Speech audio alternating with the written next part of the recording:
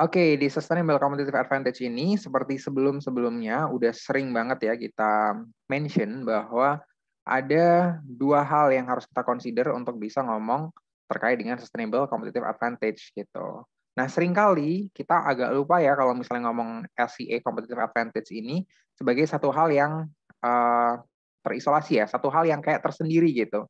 Kita ngomongnya competitive advantage kita apa, competitive advantage kita apa dan segala macam tanpa kita ngelihat dua hal predecessor ya, dua hal yang kita harus pertimbangkan sebelumnya. Gitu. Makanya sekali lagi nggak bosan-bosannya ya, sampai kapanpun saya nggak akan bosan, framework ini jadi penting banget gitu ya. Framework ini harus kita pahamin banget. Untuk bisa ngomong terkait dengan competitive advantage di sini, kita harus paham competitors kita siapa dan internal resource kita juga seperti apa. Jadi secara internal kita kayak gimana, secara eksternal itu di luaran sana kompetitornya kayak gimana. Baru kita bisa ngomong terkait dengan competitive advantage gitu ya. Sekali lagi, kayak saya pernah bilang bahwa hal yang bagus, apa yang kita anggap bagus, belum tentu itu cukup bagus di kompetisi gitu ya. Let's say ya, kita misalnya punya apa ya, dana yang cukup banyak gitu. Misalnya kita bisa ngelihat, oh, oke, dana saya banyak gitu ya, saya untuk bikin usaha, saya punya uang 100 juta gitu ya. Ternyata kompetitor kita di luar sana mainnya itu bukan ratusan juta, mainnya MMM gitu ya. 2 miliar, 5 miliar, dan segala macam.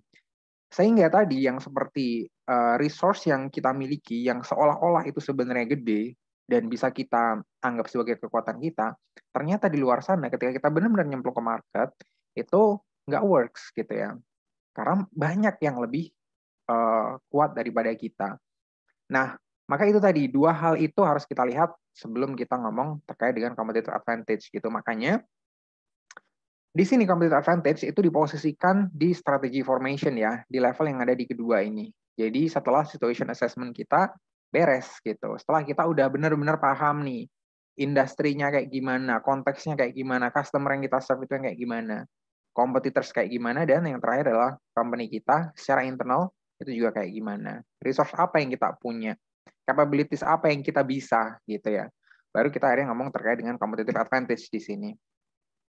Nah, itu yang harus dipahamin ya. Jadi, kenapa saya juga nggak bosan-bosannya di sini, karena ya kalau kita udah paham konsep yang ada di sini ya, kalau kita udah ada konsep konsep ini, kita udah paham di customer itu kayak gimana, di komputer kayak gimana, company kayak gimana, segmentasi kayak gimana, sampai positioning kayak gimana, dan seterusnya nanti gitu ya. Kalau kita paham konsep-konsepnya itu tadi, dan gimana cara analisisnya, maka belajar strategi marketing itu cukup dari framework ini aja gitu ya. Cukup dari ngelihat ini aja kita udah ngerti, oke, apa yang harus kita lakukan ya gitu ya. Kan seringkali lupa nih, karena kan stepnya banyak ya. Kalau kita ngelakuin analisis yang kompleks, tentu step ini banyak gitu. Kita ngelakuin customer analysis nggak cukup dong, 1 hari 2 hari nggak cukup ya kalau real ya, real banget gitu kan. Kapan kita harus ngelakuin riset gitu kan, kapan kita harus nyebar kuesioner gitu, baik online maupun nggak online, atau kita nginterview customer dan lain sebagainya. Nggak cukup 1 atau 2 hari, butuh waktu bisa jadi berminggu-minggu gitu ya, 1 minggu, 2 minggu gitu ya. Kalau misalnya di Scrum gitu ya, ada ya bisa jadi itu beberapa kali iteration ya, beberapa kali iteration dari Scrum gitu. Kalau di product management. Jadi butuh beberapa kali sebenarnya, butuh beberapa waktu untuk ngelakuin itu, dan itu nggak sesimpel itu gitu ya kalau kita ngelakuin itu di perusahaan besar gitu. Jadi itu yang harus kita bisa benar-benar lihat, dan ini kalau misalnya kita udah paham, ya kita udah bisa ngelihat dari framework ini aja udah cukup gitu ya. Kita nggak perlu masuk-masuk lagi ke tools-tools yang lain, karena basically itu harusnya udah kita pahamin gitu ya. Cuman tadi, yang penting kita adalah nggak ke-skip ya. Jadi oke, customer udah nih. Customer udah, berikutnya apa nih yang harus kita analisis juga? Oh, competitors. Oke, competitors kita siapa aja ya? Kayak gimana mereka? Kedepannya mereka bakal kayak gimana juga, dan lain sebagainya gitu ya. Company kita kayak gimana, dan lain sebagainya. Udah, itu udah selesai. Oke, kita dapetin nih kira-kira. Kompetitor kayak kita kayak gini. Company kita kayak gini. Oh, oke, kira-kira ada beberapa hal di sini yang dari sisi resource kita unggul atau jauh lebih unggul daripada pesaing kita yang ada di pasar, maka itu bisa jadi competitive advantage gitu. Nah, lebih detailnya terkait dengan competitive advantage akan kita bahas di beberapa slide berikutnya ya, gitu. Gitu kira-kira ya. Jadi competitive advantage ini ada hubungannya banget sama materi yang di minggu lalu terkait dengan targeting gitu. Jadi ketika target di sebuah market itu kan kita juga harus lihat dua hal ya kemarin ya.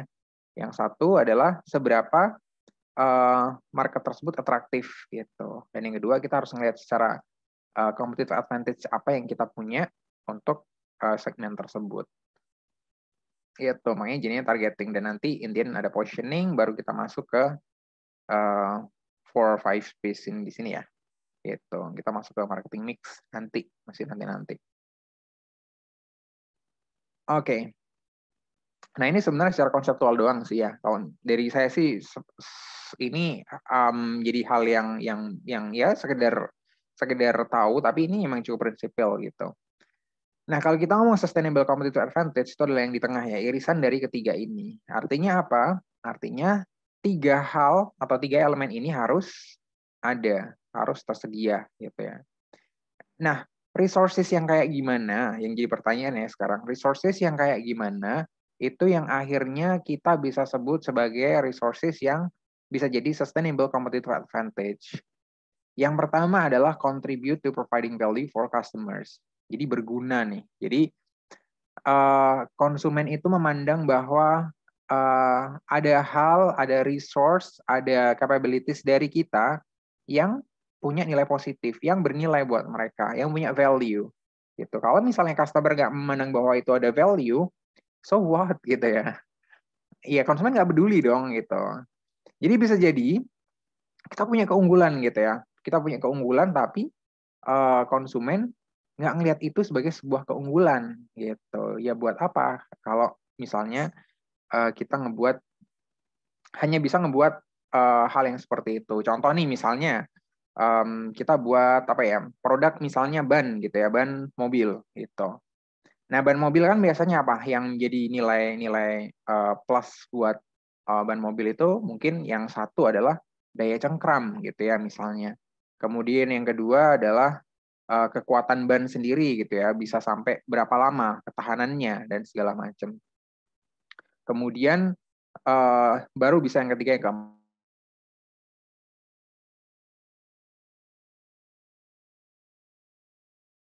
Karena kita emang bisa dan kita punya resource untuk ke sana, kita bisa ngebuat ban yang dengan apa namanya bukan corak ya, dengan motif yang indah banget gitu ya, yang dengan flower-flower, kembang-kembang dan lain sebagainya. Jadi ketika dilihat tuh cantik banget gitu. Hiasannya itu kayak ukiran-ukiran Jepara gitu lah ya kira-kira ya, cantik gitu. Karena kita mungkin dari keluarga pengukir Jepara misalnya ya. Nah, itu hal yang bisa jadi menurut kita itu oke gitu ya. Karena kita ngelihat itu, oh nggak punya dong yang lain, bukan keturunan Jepara, nggak bisa ngebuat kayak gitu. Kita nih yang pengukir Jepara bisa ngebuat ukiran ban yang kayak gitu ya. Kita bisa ngebuat moldingnya bannya jadi bagus banget. Nah, tapi yang jadi pertanyaan adalah apakah hal tersebut bakal dipersepsikan positif oleh customer gitu ya. Apakah customer nyari yang kayak gitu dari sebuah ban ya? Dari sebuah ban gitu. Kalau kita ngomong tentang kursi kayu Jepara dan lain sebagainya, ukiran-ukiran kayak gitu, yes itu hal yang dicari gitu ya di kursi gitu ya, di mebel gitu kan. Tapi ini kita ngomongin hal yang berbeda gitu. Nah, itu adalah contohnya ya. Yang kedua, are unique to the firm gitu ya. Tadi saya kira udah implied di penjelasan saya bahwa ya bisa jadi itu unik gitu ya. Bisa jadi itu unik, tapi bisa jadi itu nggak punya value. Dan yang terakhir adalah keunikan tadi itu nggak bisa gampang ditiru atau di apa ya? Ya ditiru atau diambil ya oleh perusahaan lain gitu. Jadi kalau misalnya kita udah ngerasa unggul banget, terus kemudian kita ngerasa itu unik buat kita banget, di lain nggak ada, tapi ternyata besok udah ditiru, ya selesai gitu ya. Selesai sih. Nah itu yang menyebabkan kalau dari sini mungkin salah satu contoh yang saya ambil gitu ya, yang saya ambil dan ini dari personal experience saya itu adalah salah satu brand yang mungkin kalian pas mungkin dulu waktu SMP atau sebelum SMP atau mungkin SD gitu ya. Ada satu brand sandal sepatu gitu ya, namanya Crocs gitu ya. Crocs yang kalian mungkin ngerti ya. Jadi yang karet ada lubang-lubangnya dan segala macam gitu. Dan karena ini Indonesia gitu ya, luar segini ya, karena ini Indonesia, nggak susah untuk yang non-branded itu untuk ngebuat produk yang mirip gitu ya. Walaupun mungkin secara feels beda ya, karet, kualitas karetnya dan segala macam bisa jadi beda. Tapi di pasar-pasar tradisional pun, di pasar-pasar yang menengah ke bawah, kita bisa banyak temukan hal-hal yang sama kayak gitu kan. Bahkan ada brand-brand yang lain, brand-brand lokal Indonesia gitu, yang akhirnya juga niru ngebuat produk yang kayak gitu. Jadi keunggulannya apa kalau di awal gitu ya? Keunggulannya kalau yang orang lihat di awal pas waktu itu, pas waktu produk Crocs pertama kali masuk ke Indonesia, itu adalah uniknya dalam hal bentuknya gitu, dalam hal desainnya yang pada waktu itu nggak ada gitu ya, sandal yang modelnya kayak gitu, lucu gitu ya, modelnya lucu, cuman ya ternyata itu hal yang gampang ditiru oleh perusahaan lain gitu ya. Makanya akhirnya beberapa waktu berikutnya mereka harus invent lagi produk mereka gitu ya. Akhirnya mereka ngeluarin produk Crocs yang sepatu kanvas dan Crocs seterusnya gitu ya. Sampai sekarang saya nggak tahu Crocs itu ada produknya seperti apa sekarang ya. Apakah ada masih tetap atau enggak? Apakah tokonya juga udah berkurang dan sebagainya? Saya udah nggak gitu ngikutin. Cuman Crocs udah nggak sepopuler pada waktu zaman dulu. Padahal mahal ya. Dulu itu zaman dulu aja harga sepatu sandal kayak gitu tuh ratusan ribu banget, 300.000, 400.000 gitu. Untuk zaman itu, untuk tahun itu, saya kira itu juga tergolong barang yang mewah ya. Jadi nggak nggak gampang dibeli oleh orang-orang gitu. Oh, sorry kebablasan nih. Oke. Nah, ketika kita ngobrol tentang seberapa gampang produk atau mungkin resource kita itu ditiru oleh produk lain, maka di sini sebenarnya di bukunya Holy ya, dia itu udah mengkategorisasikan ya, jadi 4 di sini, 4 golongan, seberapa gampang sebenarnya. Cuman kayak gitu doang ya. Ini adalah ladder yang ngomong seberapa gampang sebuah produk atau sebuah offering atau sebuah value dari sebuah barang gitu ya atau sebuah service itu gampang di imitate atau enggak gitu. Yang paling bawah tentu yang paling easy to imitate gitu ya. Yang termasuk dalamnya apa aja? Unskilled workforce, undifferentiated products and services, cash in hand gitu. Jadi kayak misalnya undifferentiated products itu kan barang-barang yang lebih ke komoditi ya tentu gitu ya. Bukan lagi easy to imitate harusnya ya. Kalau di sini kalau menurut saya ya memang barang itu tersedia dengan luas gitu kan. Jadi barang-barang yang emang kita jual tanpa brand itu nggak berlaku di sana gitu ya. Which is itu adalah barang-barang komoditas. Jadi orang nggak ngelihat brandnya sama sekali di sana, maka ya gampang ditiru gitu ya. Kita mau ngebuat misalnya yang sering saya pakai contoh adalah kayak misalnya bahan-bahan bangunan gitu ya, yang mungkin sifatnya beberapa bangunan kita jarang melihat brandnya gitu. Seperti misalnya let's say paku gitu ya, paku gitu, itu kita jarang beli paku milih brand tertentu gitu ya. Paling paku jenis tertentu ada gitu ya, paku yang buat yang paku baja gitu ya, paku beton dan lain sebagainya, atau yang paku biasa, paku kayu gitu. Nah, tapi kalau misalnya kita ngomong semen gitu ya, itu maka kita sudah ada kecenderungan terhadap sebuah brand tertentu ya, bisa jadi ya. Ada yang mungkin suka semen 3 roda, ada yang suka semen gresik, ada yang suka semen Holcim dan lain sebagainya. Udah beda gitu. Padahal semennya sama gitu ya. Maksudnya jenis semennya itu sama bisa jadi, cuman kita bisa jadi picky gara-gara ada brand tadi itu. Nah, itu udah nggak masuk barang komoditas ya. Karena emang brandnya udah jadi pembeda antara produk satu dengan produk yang lain. Nah, kemudian yang level kedua ini, can be imitated but at a cost ya. Jadi physical capacity, plant, and machinery. Jadi kalau kita ngebanggain di sini maksudnya ngebanggain, oh kita punya pabrik gede, oh kita punya kapasitas produksi yang sekian ribu produk per jam atau per hari misalnya gitu ya. Maka sebenarnya itu bisa ditiru gitu ya. Bisa ditiru, orang bisa beli misalnya mesinnya dari Cina karena kita misalnya beli mesin juga dari Cina gitu ya. Ya orang dengan punya uang yang sama juga bisa beli mesin dari Cina, niru produk kita dan ya selesai gitu ya, dan akhirnya ditirulah produk kita. Nah, yang berikutnya di sini adalah difficult to imitate ya. Itu termasuk adalah brand image and reputation, customer loyalty, corporate culture, and employee motivation, networks, and alliances gitu. Jadi ini yang memang di sini digolongkan sebagai susah atau susah banget untuk ditiru gitu ya. Jadi bukan mustahil tapi bukan mustahil gitu. Jadi untuk ditiru masih bisa gitu ya, walaupun susah banget gitu ya. Walaupun susah bangetnya juga kalau menurut saya ada beberapa yang bisa jadi sampai mendekati mustahil gitu ya. Kayak brand image nih, brand image untuk brand-brand yang emang udah terlanjur gede banget gitu ya di dunia gitu. Maka untuk bisa meniru brand image mereka ya bakal susah banget gitu ya. Susah banget, almost impossible maybe gitu ya. Untuk brand-brand seperti misalnya Tesla, SpaceX,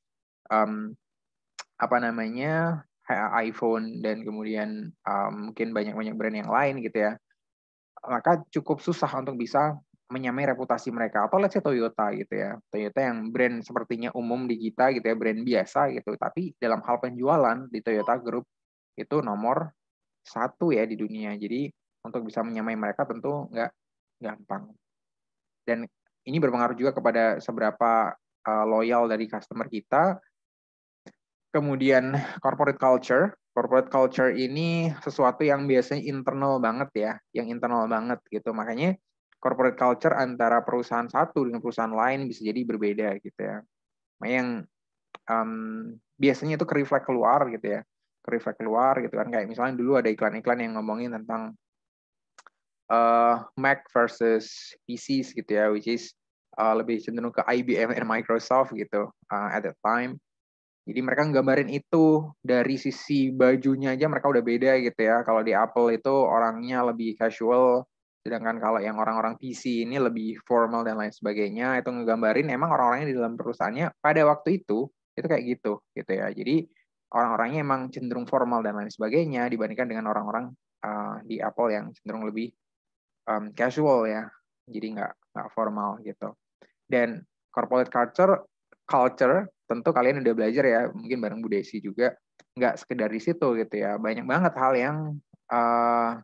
yang nggak bisa nampak di luar, nggak bisa nampak di produknya, tapi bisa kelihat dari employee motivation-nya misalnya gitu ya. Seberapa orang tuh bangga kerja di sebuah perusahaan tertentu gitu ya. Seberapa orang bangga ketika namanya dikaitkan dengan perusahaan tertentu dan lain sebagainya. Seberapa mereka bangga dengan hal-hal yang mereka kerjakan setiap hari. Nah, itu ada di culture gitu. Kemudian value apa kira-kira yang dimiliki oleh sebuah perusahaan dan lain sebagainya. Dan yang terakhir di sini adalah network juga, alliances juga gitu ya. Nah, ini kan mitra ya, mitra. Jadi mitra itu jadi penting gitu kan. Ya dia mungkin nggak gitu gede gitu ya, tapi ternyata mitranya dia gede-gede gitu. Makanya dia bisnisnya lancar. Supply chain-nya oke gitu misalnya. Nah, itu yang nggak gampang ditiru gitu ya. Even kita punya uang, kita nggak bisa serta-merta ngedapetin hal-hal yang ada di sini. Beda kalau misalnya di sini tadi ya. Yang di sini tadi ini masih bisa gitu. Kalau misalnya kita punya uang, ya udah kita datengin aja mesin dari Cina gitu ya. Dari mesin pabrik dari Cina gitu yang sama dengan punya pesaing misalnya yang mirip gitu. Mesin cetak roti misalnya atau cetak kue gitu ya. Bisa aja gitu ya. Tapi kalau di sini beda gitu ya. Let's say kalau misalnya kita diberi uang yang sangat-sangat besar jumlahnya pun kita punya gitu ya. Apakah lantas kita bisa menyamai image-nya misalnya Coca-Cola gitu ya? Belum tentu gitu. Karena untuk menciptakan sebuah produk juga nggak semudah itu. Dan yang terakhir adalah di sini yang paling atas ini yang udah paramount gitu, yang udah nggak bisa ditiru lagi gitu. Jadi sama sekali nggak bisa ditiru. Contohnya adalah legal copyrights and patents, unique location, unique physical offset gitu ya. Jadi yang pertama adalah kayak copyright, paten gitu ya, itu karena dilindungi undang-undang, jadi kita nggak bisa niru. Kemudian lokasi yang unik gitu ya, karena kayak misalnya lokasi pariwisata gitu ya, kayak misalnya hotel atau resort di tempat tertentu ya nggak bisa, itu udah nggak segampang itu ditiru gitu ya. Lokasi kalau udah di Bali gitu misalnya udah ada tempat yang bagus di Bali, apakah kita yang di Wonogiri misalnya ya sama-sama punya pantai misalnya, apakah lantas kita bisa ngebuat resort yang sama kerennya dengan yang ada di Bali gitu ya, yang bakal mendatangkan wisatawan yang sama banyaknya dengan yang ada di Bali. Tentu enggak gitu ya. Gitu sih. Dan ini adalah contoh di mana paten itu bekerja gitu ya. Makanya kita kan banyak ya seringkali nggak cuma sering sih ya, kayak udah bahasan beribu-ribu kali mungkin ya terdengar di telinga kita gitu, kayak misalnya vaksin itu ada AstraZeneca, kemudian ada Pfizer, ada Johnson, ada Sputnik, dan vaksin apa ya, Nusantara apa yang Indonesia. Ini ada banyak gitu ya. Tapi yang perlu jadi catatan, banyaknya itu nggak banyak-banyak banget gitu. Cuman ada beberapa sebenarnya gitu ya. Apalagi yang mungkin kita tahu ya, cuman yang ada di sini mungkin ya Pfizer, AstraZeneca, Johnson, Moderna, dan apa yang dari Cina yang saya pakai sebenarnya tapi saya lupa namanya. Nah, itulah pokoknya ya. Boleh di chat kalau ada yang ingat ya. Jadi ya itu aja gitu ya. Kenapa cuman mereka yang buat gitu ya? Karena mereka yang punya patennya. Karena mereka yang punya, ya saya nggak ngerti ya, bukan orang-orang dengan background apa namanya, kimia atau kedokteran gitu ya. Cuman ya mereka-mereka yang bisa ngebuat vaksin itu, mereka-mereka yang bisa ngebuat dan akhirnya ngetes dan lain sebagainya, dan itu succeed, maka mereka lah yang berhak untuk memiliki atau mendaftarkan patennya gitu ya. Jadinya ya tentu kita hanya melihat brand-brand yang itu aja gitu ya. Bahkan yang kayak di Indonesia kan banyak ada yang pertentangan segala macam gitu ya. Jadi ada vaksin-vaksin tertentu yang nggak berhasil menembus ini ya, kriteria-kriteria dari tes-tes baik itu di kesehatan atau mungkin tes-tes kehalalan dan lain segala macam, itu jadinya mereka nggak bisa beredar gitu. Jadi nggak punya izin edar. Nah, ini adalah salah satu contoh bahwa yang namanya patent itu bisa berharga banget gitu. Dan ini kan sebenarnya secara global ya. Kalau kalian mungkin sering dengar berita di Amerika, yang namanya obat di Amerika itu harganya bisa mahal-mahal banget. Mahalnya itu nggak ketulungan ya, banget. Mungkin jutaan, puluhan juta gitu kalau mungkin buat di kita gitu ya.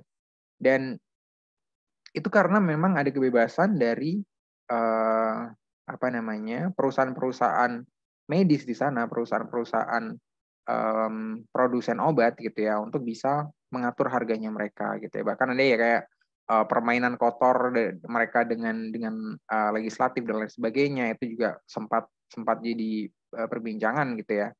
Tapi in the end adalah apa sih yang mereka pegang sebenarnya? Apakah kemampuan mereka untuk produksi itu doang gitu? Enggak. Ternyata adalah patennya. Yang mahal itu ada di patennya. Jadi selama obat tersebut patennya masih berlaku, maka harganya bisa jadi gila-gilaan gitu. Oke, nah kalau yang ini sih mungkin nggak perlu terlalu detail sih kalau menurut saya, karena emang cuman gitu doang. Kalau ini generic routes to competitive advantage creation gitu. Jadi di sini ada dua dimensi ya. Yang pertama adalah customer valued uniqueness. Jadi seberapa customer itu menghargai atau ngelihat keunikan dari ya offering yang kita punya gitu ya. Nah, kalau itu baik gitu ya, dia nge-value itu sebagai something yang penting, ya maka semakin bagus gitu. Dan yang di sini yang berkaitan dengan cost relative to competitors. Jadi seberapa cost yang kita keluarin itu dibandingkan dengan yang dikeluarin oleh kompetitor gitu. Tentu yang paling oke adalah yang di bagian atas ini ya, yang di bagian atas kanan, market and financial advantage gitu. Jadi secara customer kita dapat value yang oke dari mereka gitu ya. Kemudian secara cost-nya ternyata kita juga bisa ngeluarin cost yang low gitu ya. Cost kita rendah dibandingkan dengan kompetitor kita, dan customer menganggap itu sebagai value yang positif gitu. Tentu ya di sini yang kita tetap harus perhatikan adalah relative to competitors. Kenapa ada relative to competitors? Karena kita ngomong terkait dengan competitive advantage gitu ya. Bukan advantage doang, tapi competitive advantage. Jadi seberapa kompetitif kita dibandingkan dengan kompetitor-kompetitor gitu ya. Kita bisa provide something dengan harga yang murah gitu ya. tapi ternyata di kompetitor juga sama, bisa provide something dengan harga yang sama murahnya gitu. Maka bisa jadi itu nggak competitive advantage gitu ya, nggak jadi advantage akhirnya karena ya sebelah masih bisa jual dengan harga yang sama gitu ya dengan kita ya, karena emang mereka produksinya sama biaya yang dikeluarkan dengan kita gitu. Nah itu yang perlu jadi catatan ya. Jadi competitors di sini ini ya turunan dari kompetitif ini ya. Jadi itu adalah consideration yang penting banget untuk kita selalu consider ya. Oke, sampai sini dulu mungkin ada tanggapan, pertanyaan, silakan.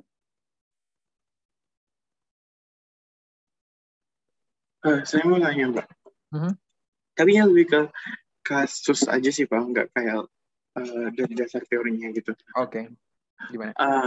Kalau kan tadi sempat kita bahas medis juga kan ya, Pak, tentang drugs di Amerika gitu. Nah, itu kan kebanyakan obat itu ada yang branded sama ada yang generic gitu, Pak. Nah, kira-kira ini kalau generics itu kenapa generics gitu loh, Pak? Apakah kayak company yang bikin generic produk itu tuh nggak butuh competitor advantage? Karena kan walaupun dia punya advantage berupa murah atau enggak, tapi produk dia tuh nggak dikenal gitu. Cuman dikenalnya kalau itu tuh dibutuhkan pada waktunya. Maksudnya kayak dia tuh nggak butuh marketing gitu loh, Pak, karena ya dia nggak bikin dirinya branded gitu loh, karena dia tuh generic product gitu. Itu gimana ya, Pak?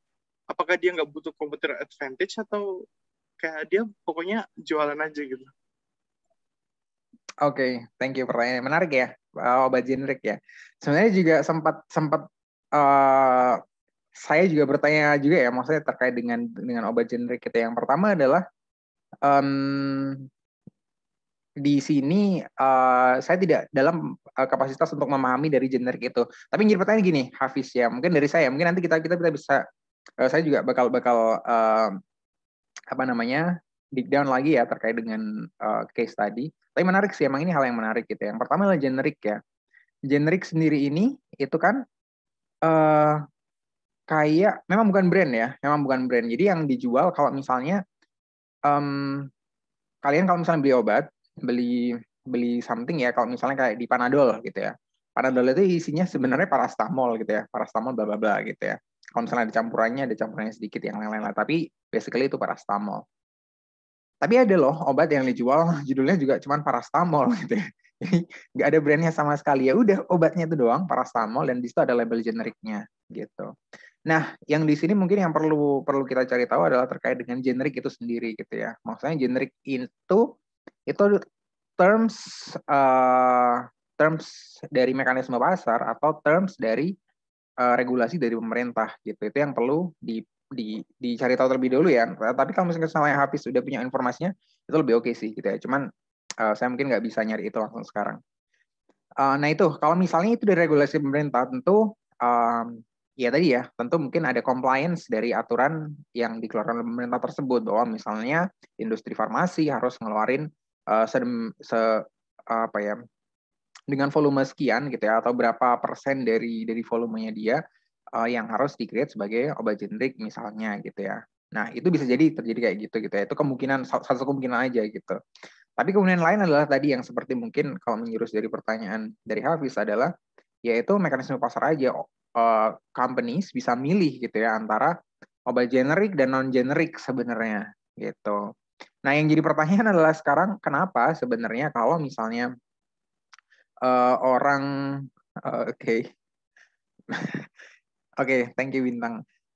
Oke, jadi kalau misalnya perusahaan itu bisa create something yang sebenarnya sama aja gitu ya, jualannya sama-sama paracetamol gitu ya. Saya juga pernah beli apa ya, obat jamur kulit gitu ya. Saya lupa nama istilah zatnya apa gitu ya, kandungannya apa. Cuman antara Daktarin dengan yang generik tadi itu harganya 2 kali lipatnya Daktarin itu gitu. Jadi itu nunjukin bahwa brand di situ punya banyak apa namanya, banyak campur tangan gitu ya dalam hal harga ya. Kalau misalnya kita lihat sekilas dari luar aja, ini dia dari perspektif luar aja. Jadi yang generik yang nggak ada brandnya tadi harganya cuma misalnya 10.000, yang branded itu bisa dijual dengan 20.000 atau lebih gitu. Nah, itu yang sempat jadi pertanyaan saya juga, tapi saya belum dig down informasinya lebih lanjut ya. Dan itu harusnya emang menarik sih ya. Jadi apakah tadi sih yang jadi pertanyaan, apakah generic itu bagian dari regulasi pemerintah gitu ya. Which is dulu, kalau dulu banget, waktu saya SD kalau nggak salah ya, obat generic itu dikampanyekan gitu. Jadi ada iklannya di TV, ada iklan layanan masyarakatnya ya. Pakai aja obat generic gitu ya, atau apa istilahnya ya dulu ya. Pokoknya ya itulah, ada iklan layanan masyarakat dari pemerintah ya, dari pemerintah yang suggest kita tuh pakai obatnya generik aja gitu ya. Jadi biar terjangkau dan lain sebagainya gitu. Jadi saya masih berasumsi bahwa, dan asumsi saya bisa saya salah ya, bahwa itu adalah ada campur tangan pemerintah di sana ya gitu. Ada regulasi dari pemerintah yang ngatur terkait dengan obat generik tersebut gitu ya, sehingga ya akhirnya tetap harus ada obat generik gitu ya. Jadi nggak diserahkan sepenuhnya ke mekanisme pasar. Kalau harganya lagi naik banget, kalau permintaannya lagi tinggi banget, maka harganya bakal naik banget, dan sebaliknya gitu ya, mekanisme pasar yang kita kenal sebagaimana umumnya gitu. Jadi itu sih mungkin yang dari saya sebatas pengetahuan saya, Hafiz ya. Saya nggak cukup nggak nyari tahu pada waktu itu gitu ya, padahal itu sebenarnya juga hal yang menarik. Nanti coba saya cari tahu ya untuk generiknya sendiri ya. Jadi untuk bisa ngejawab cukup detail ya sebenarnya terkait dengan concern yang dari Hafiz tadi. Atau mungkin kalau Hafiz ada tambahan dulu, silakan Hafiz. Kalau tambahan enggak sih, soalnya itu juga kayak gimana ya, curious banget gitu loh Pak. Kalau misalnya emang obat generik itu mau menyediakan alternatif ke barang branded yang mahal, itu kenapa nggak juga di brand gitu loh Pak, tapi dengan price point yang lebih rendah. Jadi walaupun dia customernya itu milih dia karena alternatif, at least dia tuh jadi kayak top of mind ketika mau beli obat yang murah gitu. Tapi ini nggak sama sekali gitu. Ya, benar-benar. Iya, concern-nya valid ya kalau menurut saya. Jadi kenapa jadinya walaupun gitu ya, walaupun kita bisa provide obat generik yang sebenarnya murah juga, kenapa kita nggak siapin brand yang tier kedua gitu ya, untuk yang lebih konsumen yang lebih bawah tadi kan gitu kan. Jadi orang ketika masih milih brandnya gitu kan, nggak ngasal milih obat ini gitu kan, yang bisa jadi dari produsen mana aja gitu.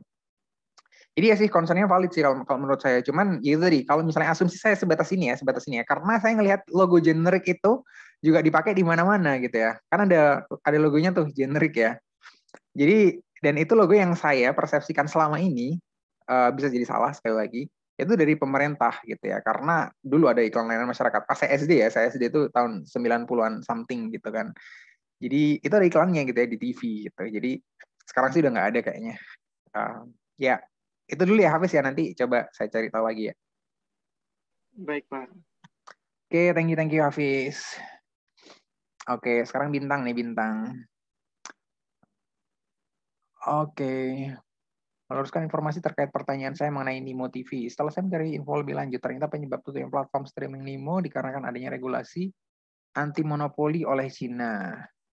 Jadi, Nimo TV ini merupakan anak perusahaan dari Huya TV. Ini punya Huyaku ya? Enggak ya? Ini merupakan anak buah anak perusahaan maksudnya. Anak perusahaan dari Tencent dan juga salah satu platform streaming paling ramai di Cina.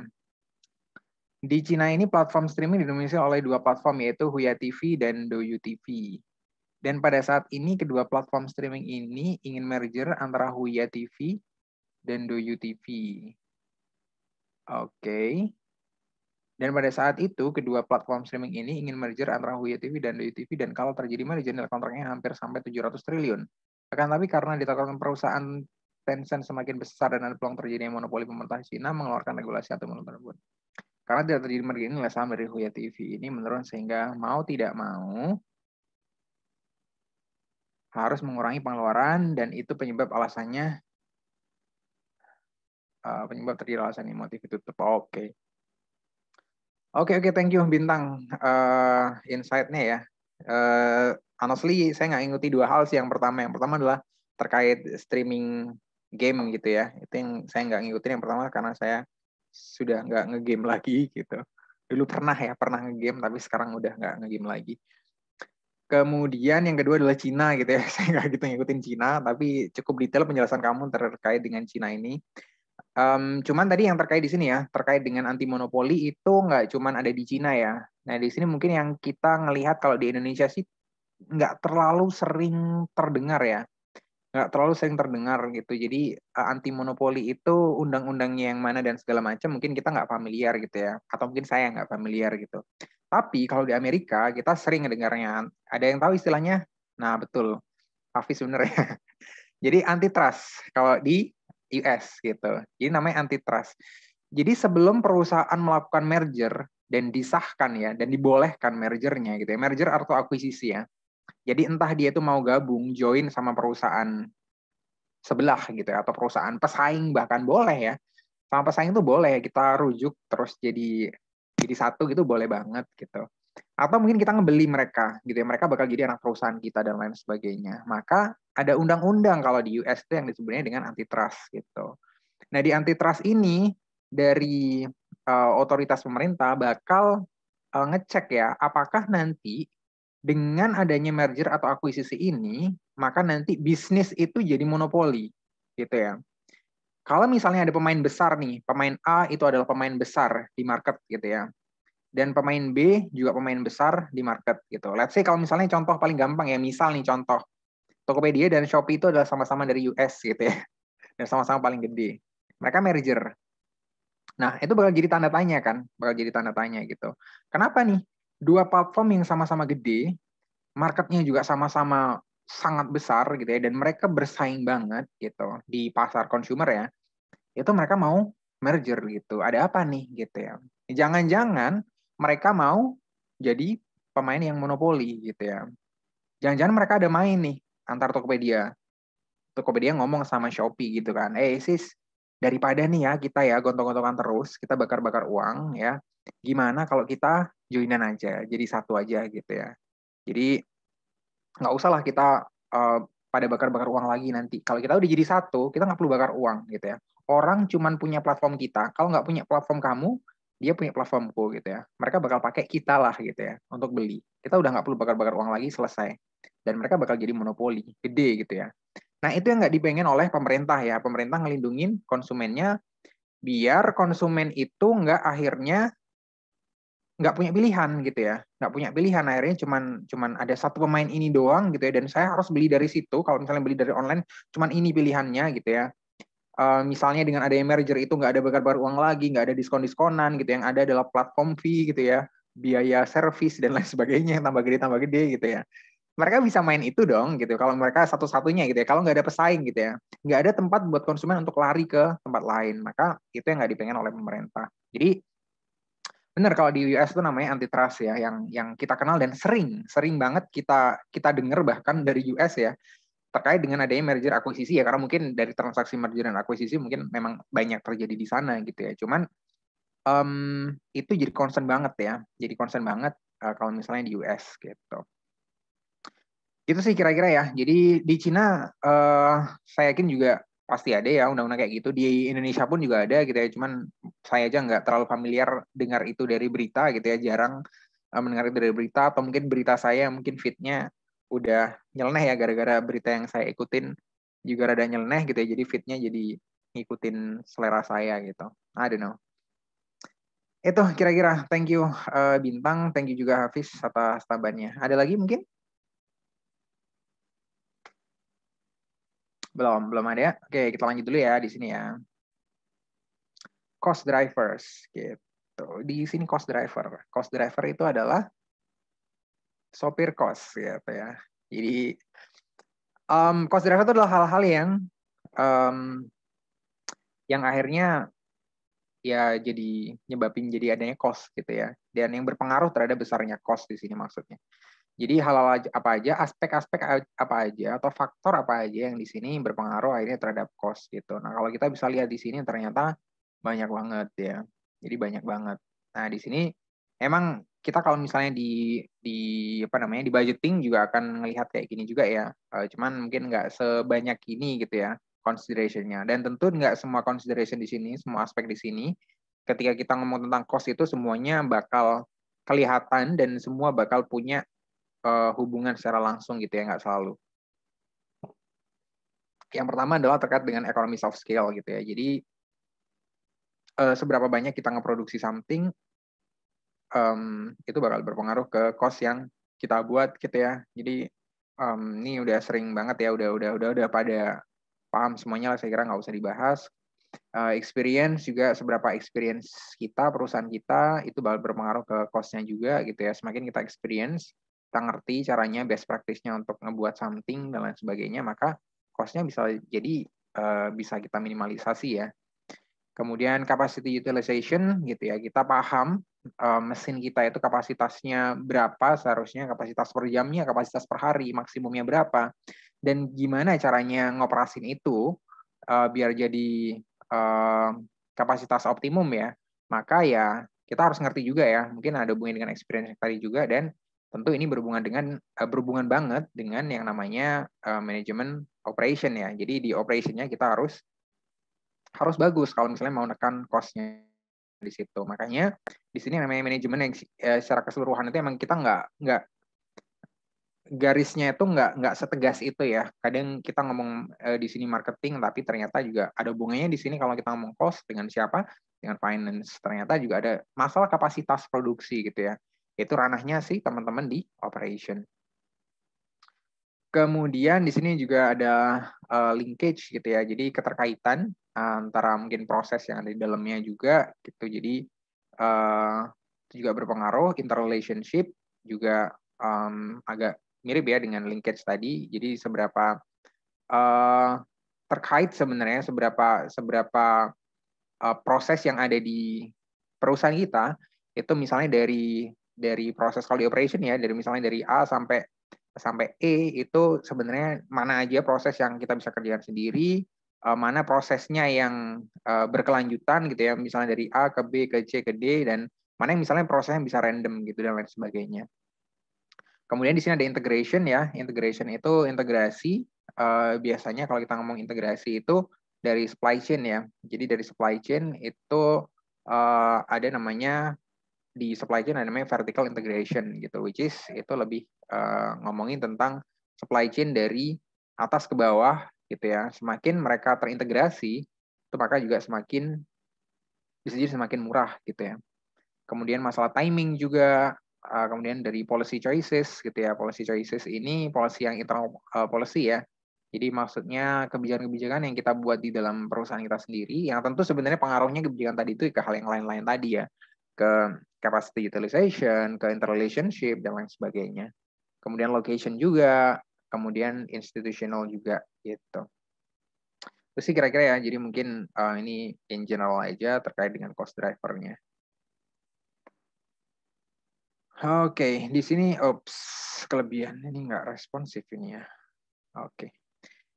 Ada yang kita sebut di sini sebagai uniqueness drivers gitu. Uniqueness drivers, ya hal apa aja sih sebenarnya yang ngedorong uniqueness dari offering yang kita punya gitu. Jadi bedanya dari hal yang unik dari offering kita itu apanya gitu. Yang pertama ke produknya gitu ya. Apakah produknya itu sendiri, misalnya dari barangnya itu beda banget sama yang ada di luar gitu. Jadi contohnya produk tadi misalnya ban gitu ya dengan tekstur bunga-bunga gitu ya. Nah, di situ adalah product differentiation gitu. Kemudian yang berikutnya adalah promotional differentiation ya. Bagaimana diferensiasi tadi itu disampaikannya itu lebih dalam hal komunikasi gitu. Jadi dalam hal promosinya, kemudian ya kayak misalnya dari sisi yang mungkin nanti akan berhubungan pricing juga gitu ya, bundling dan lain sebagainya yang berhubungan dengan promosi tadi itu ada di sini. Dan yang berikutnya adalah brand differentiation gitu. Tadi mungkin udah dibahas ya sedikit-sedikit terkait brand gitu, misalnya yang di obat, di farmasi tadi di situ ada yang branded, ada yang non-branded, dan lain sebagainya. Kemudian ada distribution differentiation, ini yang berhubungan dengan operation ya, di supply chain gitu ya. Jadi bisa jadi distribution ini kan dari hulu ke hilir ya kalau kita ngomong distribution itu.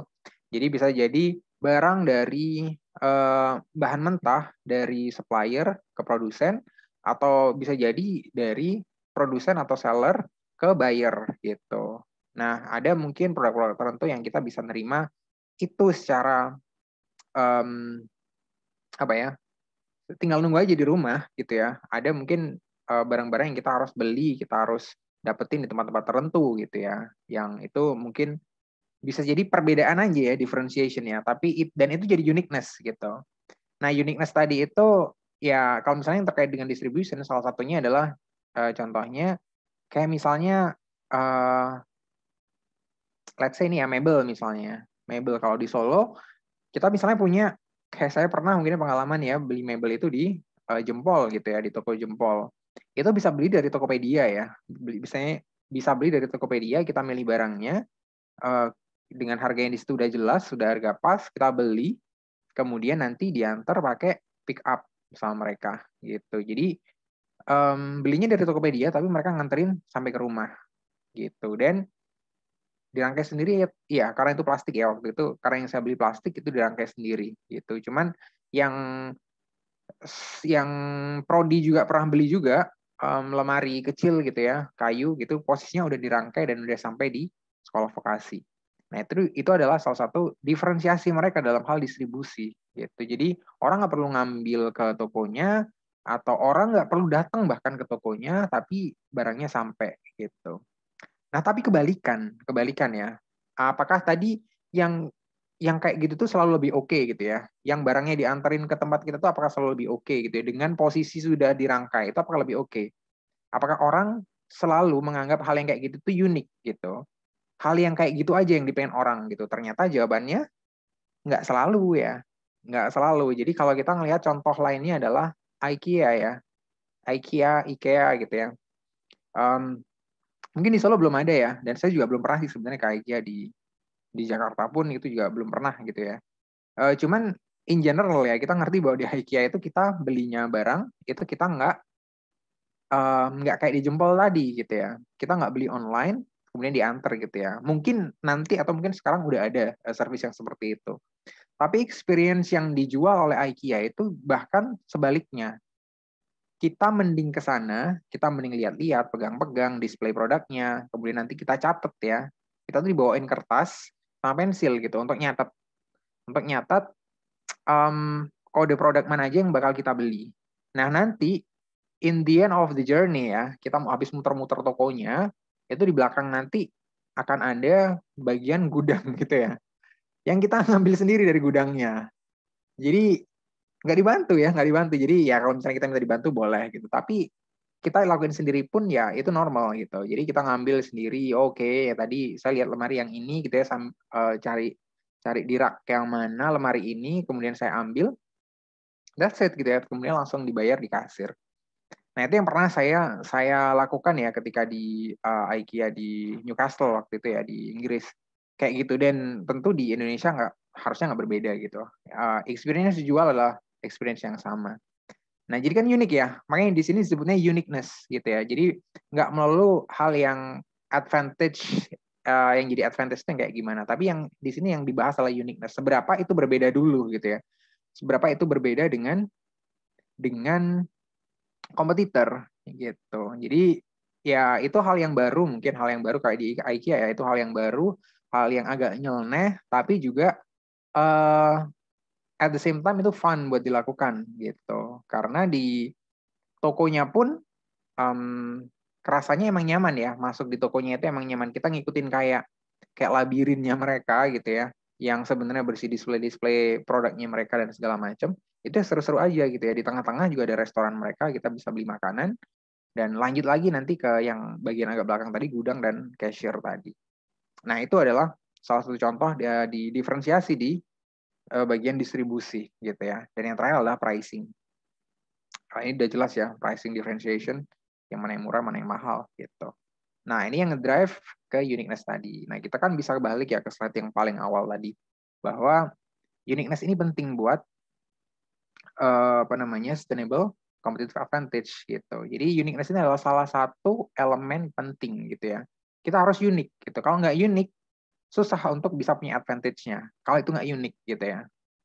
Jadi kalau kita kayak sama banget sama perusahaan lain ya susah ya. Orang bakal ngelihat value dari perusahaan kita bakal susah. Orang bakal ngelihat service kita sebagai something yang different juga bakal susah gitu ya. Kayaknya sama-sama aja sih gitu ya. Nah, kalau sama-sama aja, kecenderungannya kita sebagai konsumen itu akhirnya yang dibandingin adalah harga ya. Jadi kalau sama-sama aja, intinya yang dilihat adalah harganya gitu. Jadi harga macam-macam ya, entah harga ongkirnya, harga keseluruhannya gitu ya. Kalau misalnya saya beli dari toko ini di sini gitu ya, harganya 1.000. Oh, tapi ternyata ada toko yang jauhan dikit, barangnya itu 800 harganya, barang yang sama persis, tapi saya ngeluarin buat ongkirnya Rp100, jadi 900 total cost-nya gitu ya. Jadi sebenarnya lebih murah. Nah, akhirnya orang bisa jadi ngelihat itunya ya, ngelihat pricing-nya ya, gitu. Gitu. Nah, di sini ketika kita tadi ngomong terkait dengan offering ya, jadi offering itu ada levelnya sebenarnya. Jadi offering itu di sini dibagi jadi 4. Jadi pertama ada yang namanya core offering gitu. Yang namanya core offering itu yang basic banget, yang harus ada ya, yang harus ada dari sebuah produk gitu. Kemudian di sini ada namanya the expected offer gitu. Jadi expected offer itu ada additional benefits normally provided with the core offer gitu. Kemudian berikutnya ada the augmented offer, yaitu additional benefits yang nggak selalu ada sebenarnya, nggak selalu di-serve buat customer gitu ya. Tapi beda dari yang ada di competition gitu. Dan yang terakhir di sini adalah potential offer, additional benefit not currently offered but someday ya, nanti di masa depan mungkin bisa jadi hal yang jadi offeringnya mereka gitu. Jadi di sini emang agak agak tricky untuk bisa memahami yang augmented offer sama potential offer gitu. Tapi basically di sinilah. Jadi kita ngelihat dari generic offernya dulu. Makanya di sini garisnya bold ya, benar-benar hitam banget, tebel gitu. Jadi yang dimaksud dengan core offer di sini adalah basic offering gitu ya. Kalau kita ngomong sebuah produk, misalnya sebuah produk, let's say kalau HP sih terlalu bervariasi ya diferensiasinya. Tapi let's say kita ngomong ini TWS lah ya, TWS ya. Jadi true wireless stereo gitu, yang wireless yang kita bisa biasa pakai gitu ya mungkin ya. Jadi earphone yang nggak pakai kabel gitu ya. Generic or core offer-nya tentu ya basic ya, dia bisa bersuara jelas gitu ya. Once itu nggak ada, kalau offering itu nggak ada, maka ya offering itu dianggap nggak ada gitu ya, produk itu dianggap nggak ada gitu. Kalau TWS tadi itu harus pakai kabel, ya namanya bukan TWS lagi ya gitu ya, kan nggak wireless.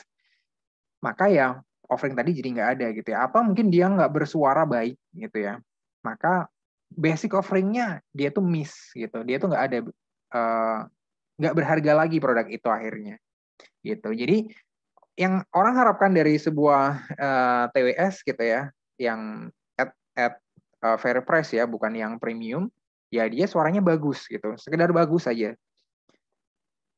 Suara mid-nya kerasa, suara treble-nya kerasa, bass-nya juga bagus gitu ya, dentumannya oke gitu misalnya, jadi nggak terlalu pecah misalnya suaranya. Nah, itu mungkin yang diharapkan dari orang ketika mereka mencari sebuah TWS gitu ya. Nah, di sini ada expected offer gitu. Expected offer-nya apa? Oh, ternyata dia TWS-nya itu bisa di-charge baik menggunakan kabel ataupun let's say menggunakan wireless juga nge-charge-nya ya. Maksudnya nge-charge box-nya ya, nge-charge wadahnya ya. Kalau nge-charge TWS-nya kan pasti emang wireless ya, kan ditancapin kayak gitu. Tapi kalau nge-charge case-nya, itu cuma tinggal taruh aja di wireless charger, maka dia bisa otomatis nge-charge gitu. Kan udah ada yang kayak gitu ya.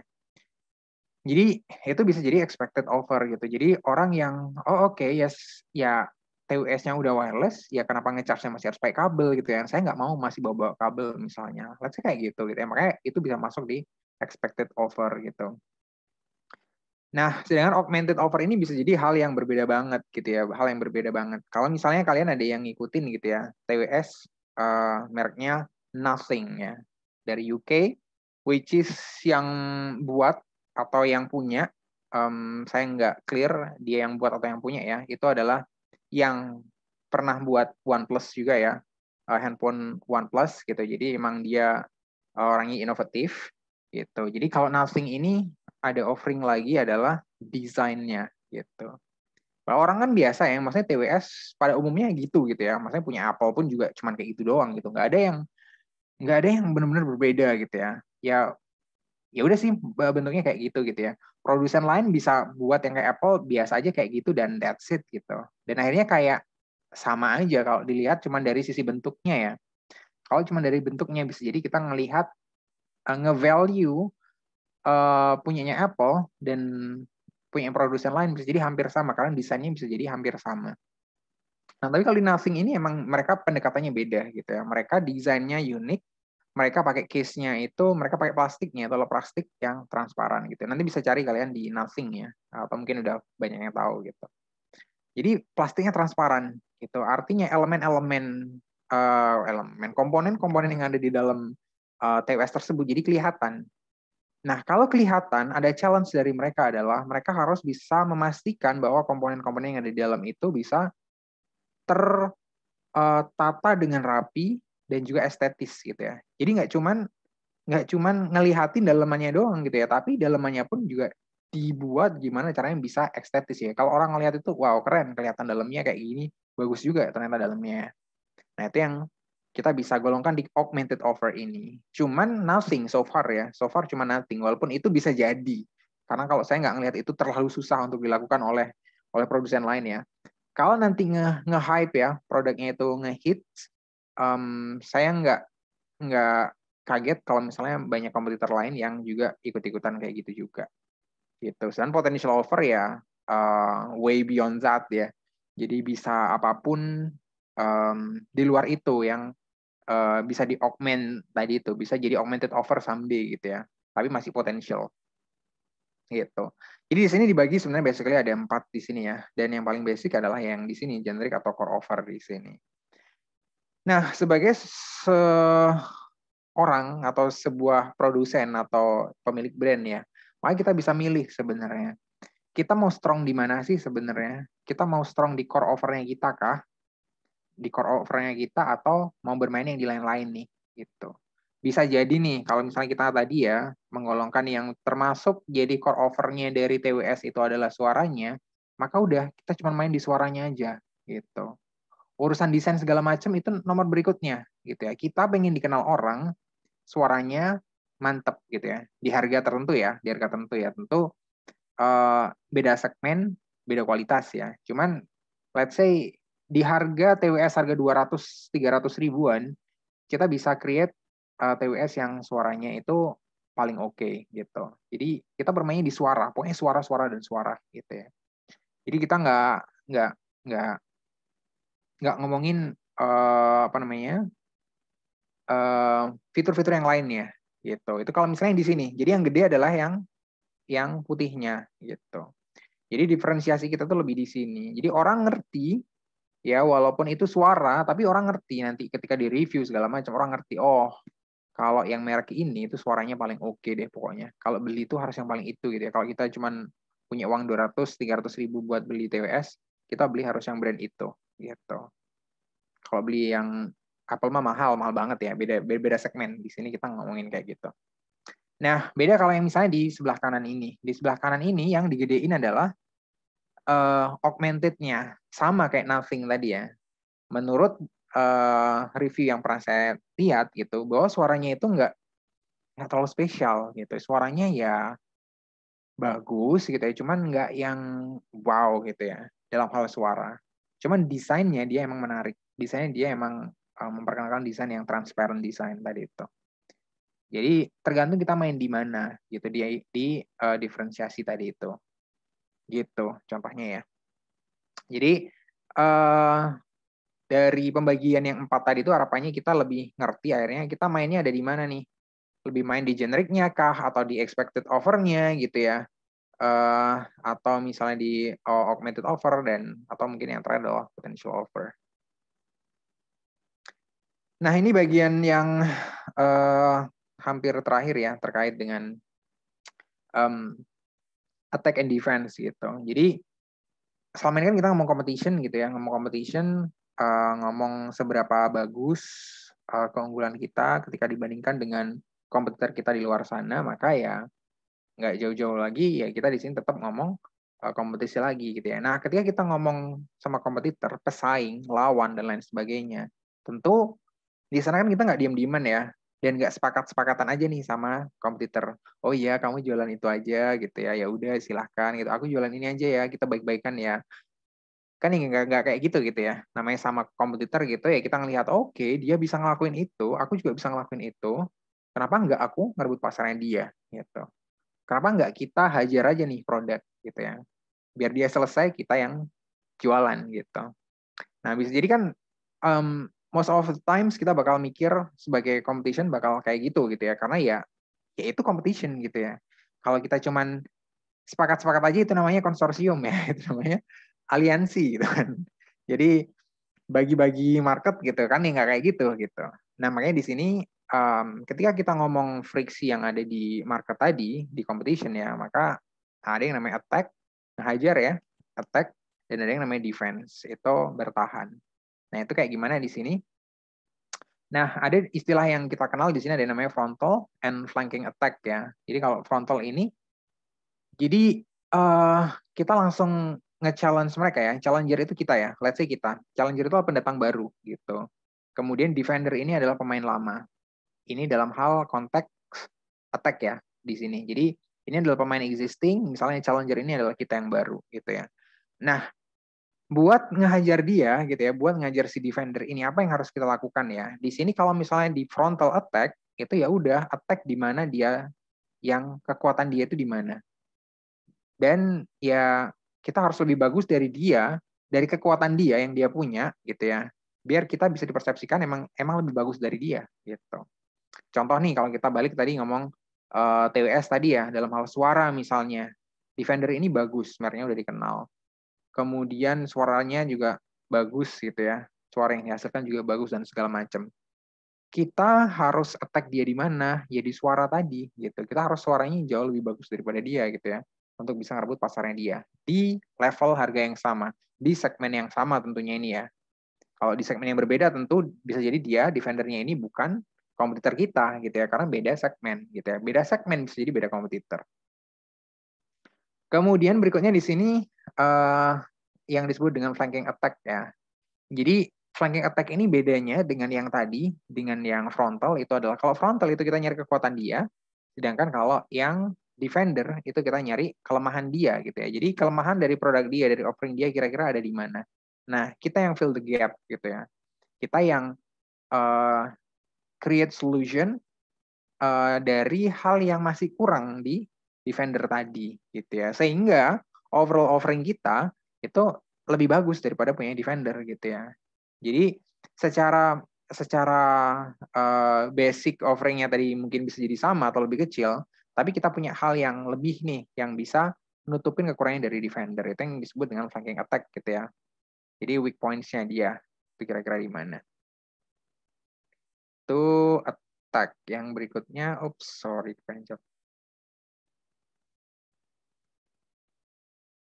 Oke, di sini ada namanya encirclement attack dan bypass strategy ya. Jadi, kelewatan nggak sih ini?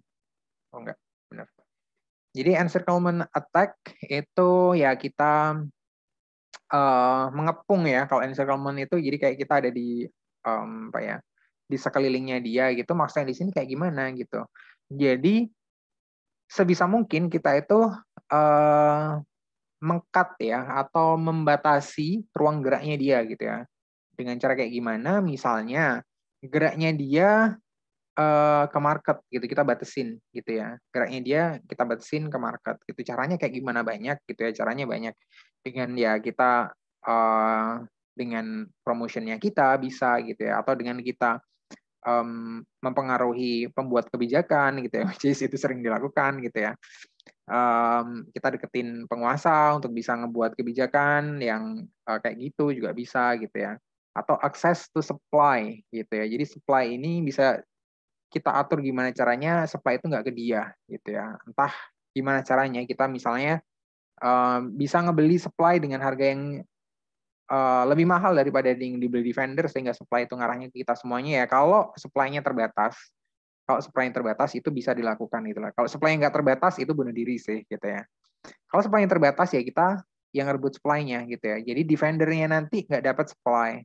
Supply-nya lari ke kita semuanya, kita yang bisa produce, kita yang bisa jualan. Di vendor, karena mereka nggak dapat supply, mereka nggak bisa jualan. Karena mereka nggak bisa produce kan. Dan yang berikutnya ada namanya bypass strategi sih. Nah, ini kayak ini ya, orang yang nggak mau head to head gitu ya.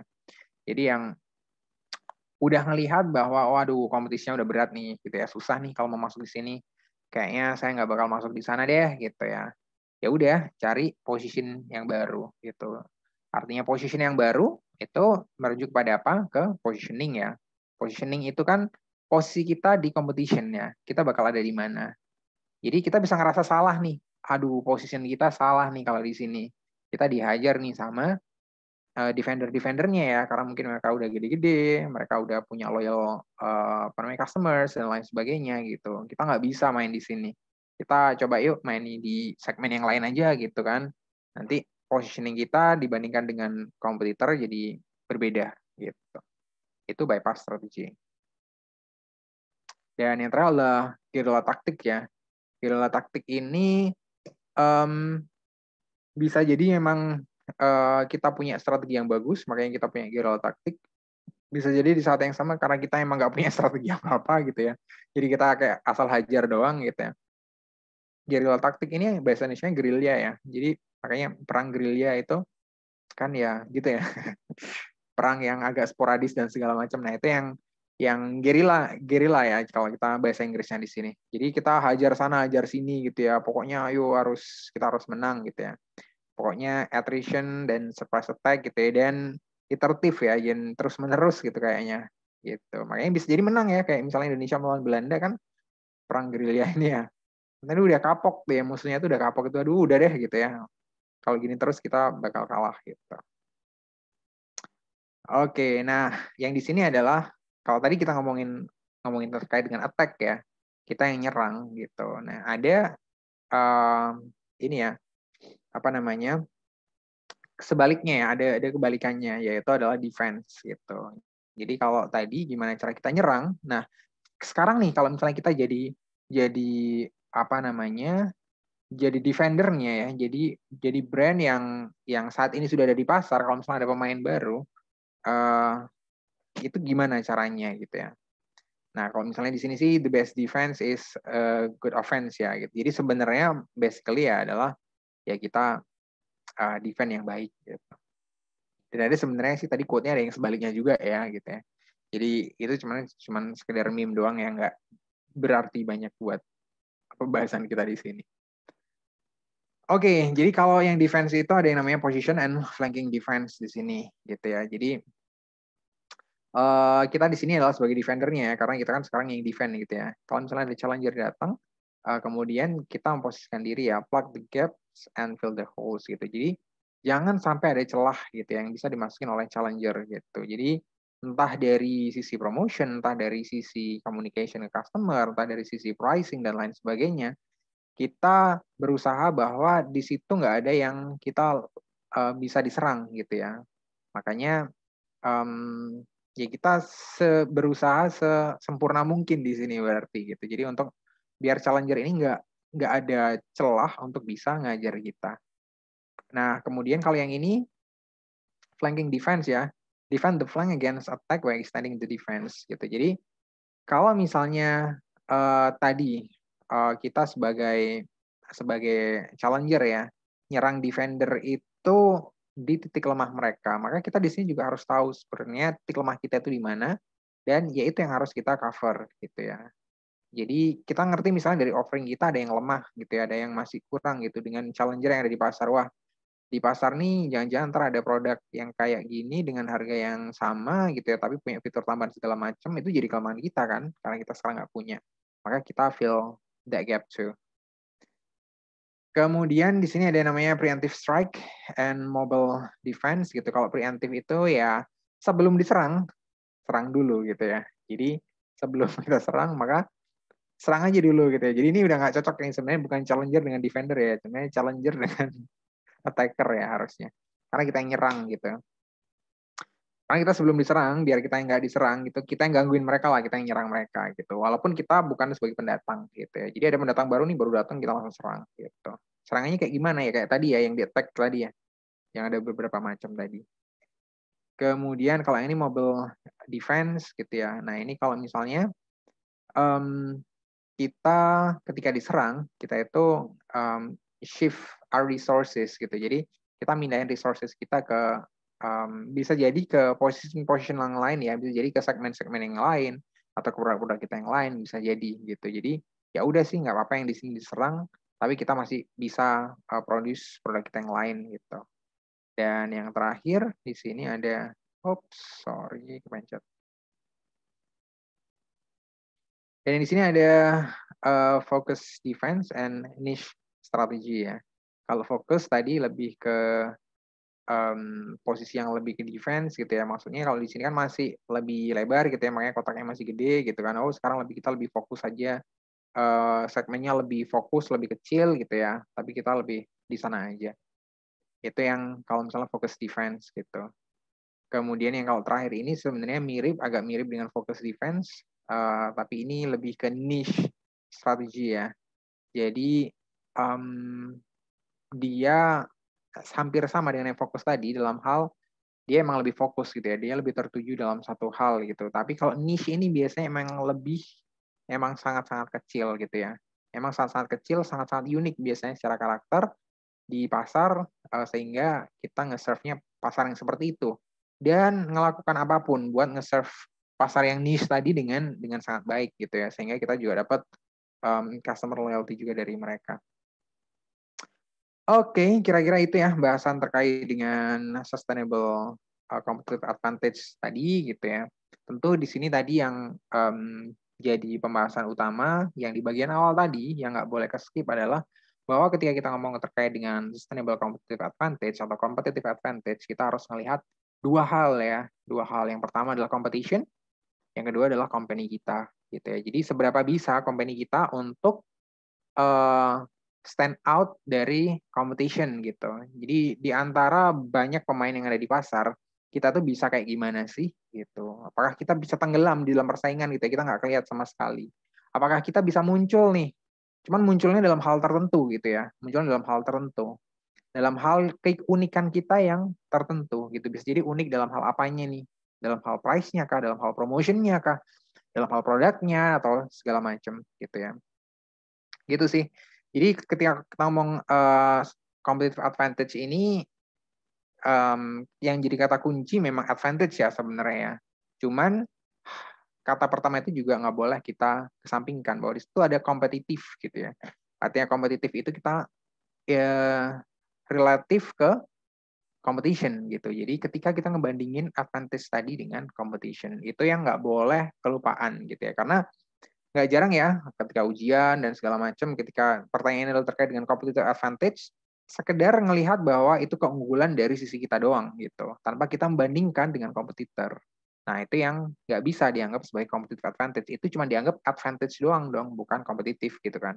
Karena bisa jadi dia nggak compete ya, bisa jadi kelebihan kita tadi yang kita punya itu nggak bermanfaat apa-apa gitu. Uniqueness yang kita punya bisa jadi cuman buat seru-seruan kita doang gitu ya.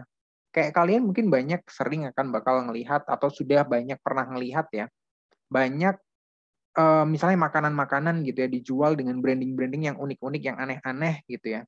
Tapi so what gitu loh, orang emang beli buat itunya gitu ya, emang beli buat branding yang aneh-aneh tadi gitu, emang rasanya kayak gimana gitu. Nah, ya itu ya yang mungkin kita harus perhatikan benar gitu ya. Bisa jadi promotion itu bisa jadi hanya bagian dari promotional uniqueness tadi, tapi nggak sampai product uniqueness gitu ya. Produknya nggak stand out bisa jadi. Padahal kalau makanan kan kayaknya penting banget ya. Penting banget buat produk makanan itu buat tervalidasi rasanya, produknya gitu. Jadi nggak sekedar kita datang hanya karena promosinya yang oke doang, kita bakal jadi loyal customer gitu. Nggak kayak gitu ya. Good promotion bisa jadi hanya menarik kita untuk pertama kali untuk kita bisa datang ke sana. Tapi apa yang membuat kita datang berikut-berikutnya adalah dari experience kita terhadap produknya tadi.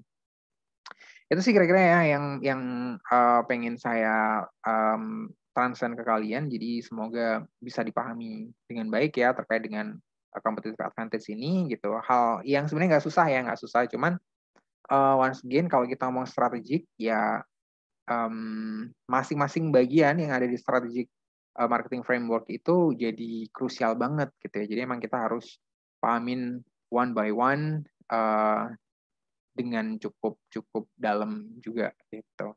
So semoga itu bisa ngasih gambaran kalian terkait dengan marketing ya yang lebih utuh ya dari kita yang udah pelajari gitu kan. Karena ini kan sebenarnya kita ngumpulin chunks ya, ngumpulin potongan-potongan yang kita udah pelajarin sebelumnya gitu kan.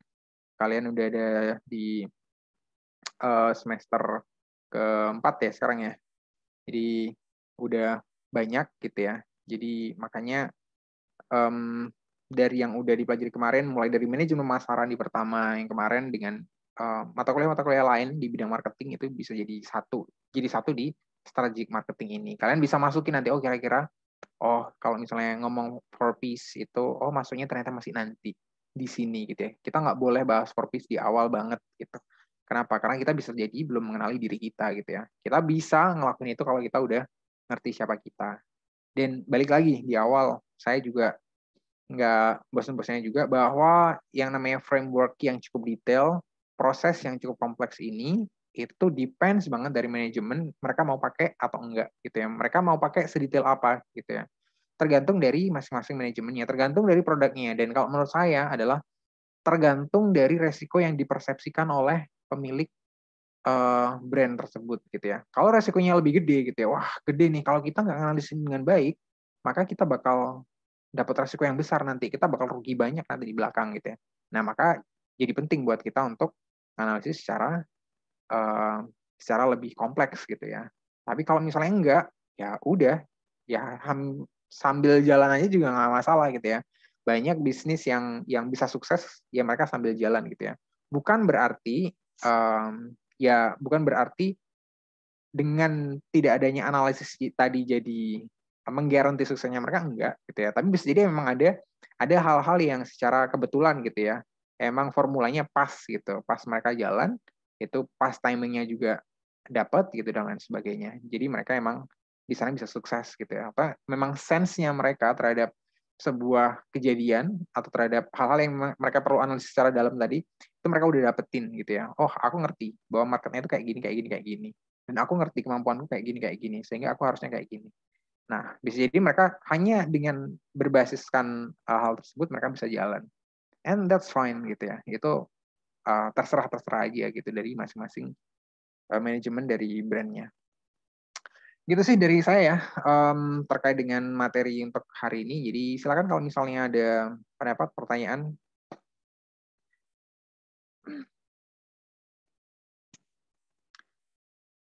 Oke, jam 8:30. Oke, belum ada ya? Oke, kalau belum ada berarti sekian dulu untuk pertemuan kita untuk malam ini. Ntar lagi saya buka lagi untuk OCW-nya ya di 2 mata kuliah juga, strategic marketing ini sama project management. Yang nanti project manajemennya saya usulkan di minggu ini nanti untuk recordingnya ya, gitu. Jadi saya ntar share lagi. Oke, gitu aja dari saya. Thank you semuanya atas perhatiannya. Nggak ada tugas ya, jadi sampai ketemu nanti di minggu depan.